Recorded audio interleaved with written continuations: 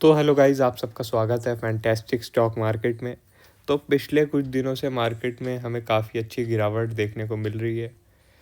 Market जो है 200 days moving average के आसपास सपोर्ट लेने की कोशिश कर रही है, लेकिन हर बारी फेल हो रही है। और इस बारी तो मैंने आपको बोला ही था कि भाई लगता नहीं है 200 डेज मूविंग एवरेज बचा पाएगी, और ये अब थोड़ा नीचे ही आ रही है। 23,100 का टारगेट मैंने आपको दिया था, और दूसरा टारगेट दिया था 22,400 का। ठीक है, अब जो 22,400 का है मेरे हिसाब से वो शायद अभी ना आए। उसका रीज़न ये है कि जो एफ आई आईज़ हैं उनकी शॉर्ट पोजीशन कुछ ज़्यादा ही हो चुकी है। उनकी शॉर्ट पोजीशन 84% हो गई है, और लॉन्ग बस 16 रह गई है। ठीक है, और जैसा कि आप लोग जानते हैं बजट आ रहा है, तो कोई भी जो है इतनी ज़्यादा शॉर्ट पोजीशन बजट से पहले लेके जाने नहीं वाला। ठीक है, अगर ये जो शॉर्ट पोजीशन है ये आप लोग 88% के आसपास अगर देख ले, ठीक है, और या फिर आप लोग लॉन्ग जो है 12 या 14 के आसपास देख लेंगे कि बस 12 या 14% ही लॉन्ग पोजीशन बची है एफ आई आईज़ की, तो वहाँ पे क्या होगा कि वहाँ पे कोई भी अगर डिप आएगी तो वहाँ पे शॉर्ट कवरिंग होने लगेगी। कोई भी डिप आएगी तो वहाँ शॉर्ट कवरिंग होने लगेगी। और मेरे हिसाब से बजट के एक हफ्ते पहले, ठीक है, एक अच्छी खासी शॉर्ट कवरिंग रैली आ सकती है। मैं ये नहीं कह रहा कि भाई मार्केट में जो भी परेशानी चल रही है वो सब ठीक हो जाएगी। ये एक स्विंग ट्रेडिंग अपॉर्चुनिटी होगी लॉन्ग टर्म के लिए। मैं आपको बताऊं, लॉन्ग टर्म के लिए तो भाई चार्ट काफ़ी ख़राब है।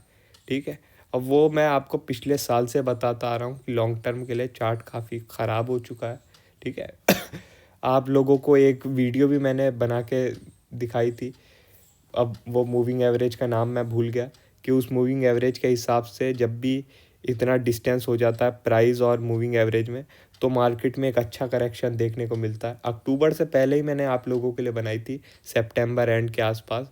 और फिर आप लोग जानते ही अक्टूबर से क्या ही हो रहा है मार्केट में, बस सेलिंग ही चल रही है मार्केट में, और कुछ है नहीं। ठीक है, लेकिन भाई जैसे आप जानते ही हैं कि ना मार्केट बिल्कुल सीधी लाइन में ऊपर जा सकता है ना सीधी लाइन में नीचे।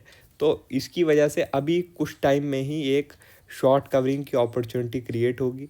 ठीक है, चाहे न्यूज़ कैसी भी रहे, चाहे वर्ल्ड मार्केट में कितना भी फॉल आता रहे, कुछ चीज़ें होती हैं जो मार्केट को फॉलो करनी है। वो कुछ चीज़ें मार्केट कुछ ही टाइम में फॉलो करने वाली है। मेरे हिसाब से ये जो हफ्ता आने वाला है, इसी हफ्ते में शायद हम एक लो बनता हुआ देख सकते हैं। ठीक है, लो बनता हुआ देख सकते हैं उसके बाद हो सकता है थोड़ा बहुत कंसोलिडेशन हो, और आखिरी हफ्ते में हम एक ज़बरदस्त शॉर्ट कवरिंग देखें। ठीक है, बाकी मैं आप लोगों को अभी कुछ चीज़ें बता देता हूँ।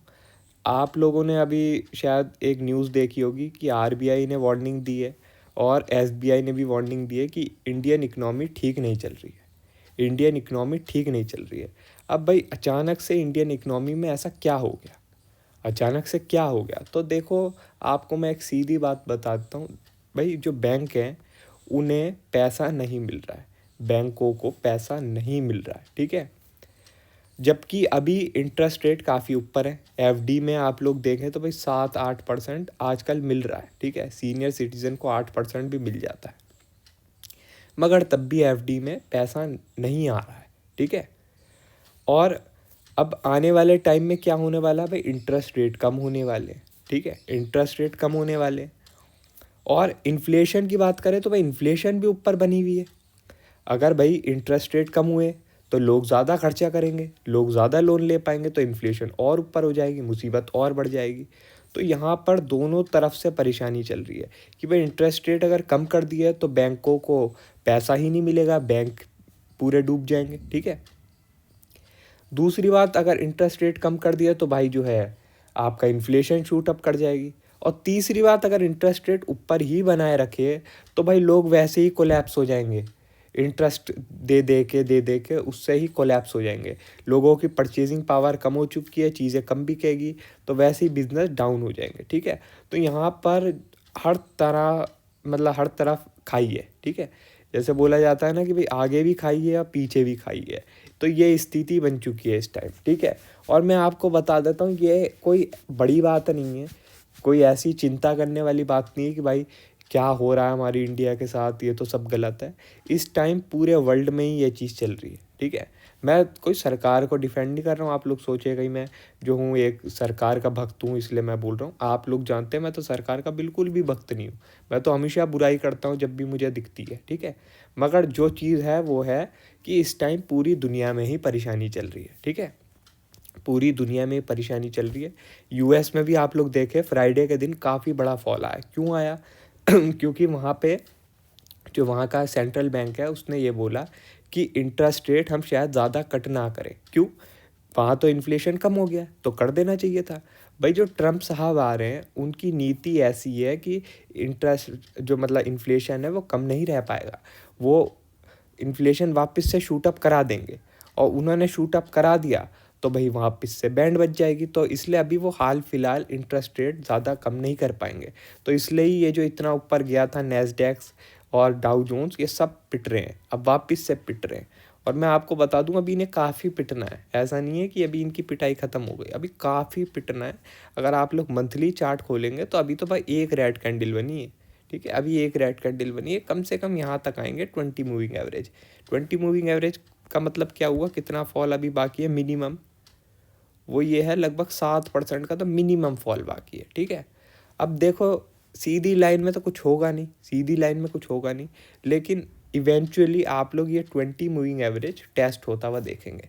इसका मतलब क्या है कि जब भी आप लोग कोई बड़ा बाउंस देखेंगे ना मार्केट में, तो उसे ज़्यादा ऑप्टिमिस्टिक नहीं लेना है। उसे ऐसा नहीं लेना कि भाई अब तो वापस से लॉन्ग टर्म के लिए इन्वेस्टमेंट कर देना चाहिए। अभी लॉन्ग टर्म वाला कोई गेम ही नहीं है, सीधी बात बता रहा हूँ मैं, अभी लॉन्ग टर्म वाला कोई गेम ही नहीं है।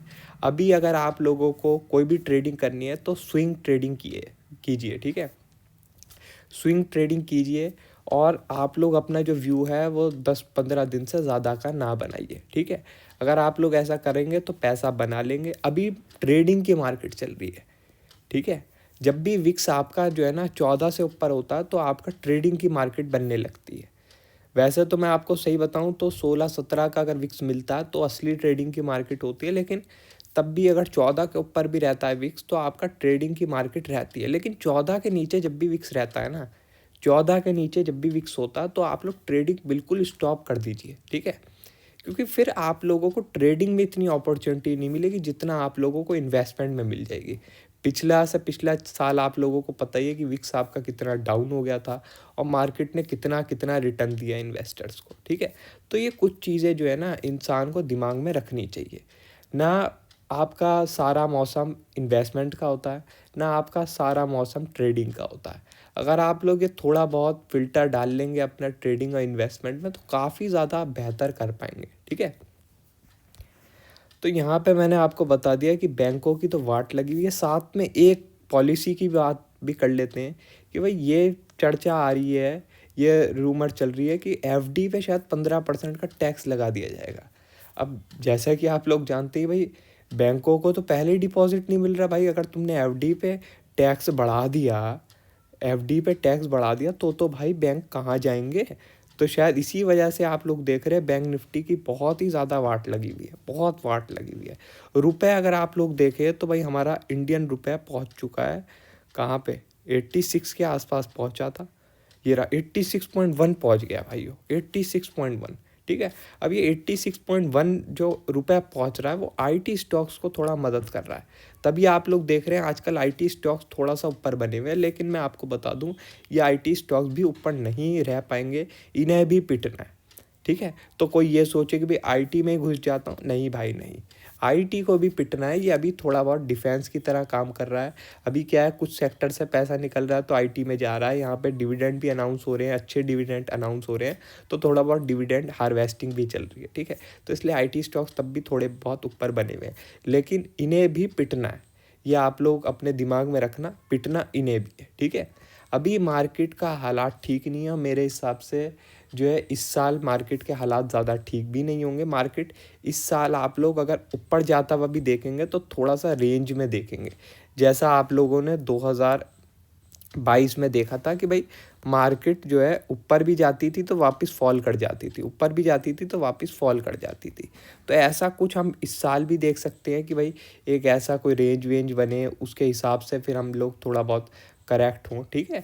क्योंकि देखो ना सीधी लाइन में गिरती है ना सीधी लाइन में ऊपर जाती है, एक थोड़ा बहुत रेंज वेंज बनती है, मगर ओवरऑल हम मार्केट को नीचे जाता हुआ ही देख रहे हैं। ठीक है, ओवरऑल मार्केट को हम नीचे जाता हुआ ही देख रहे हैं।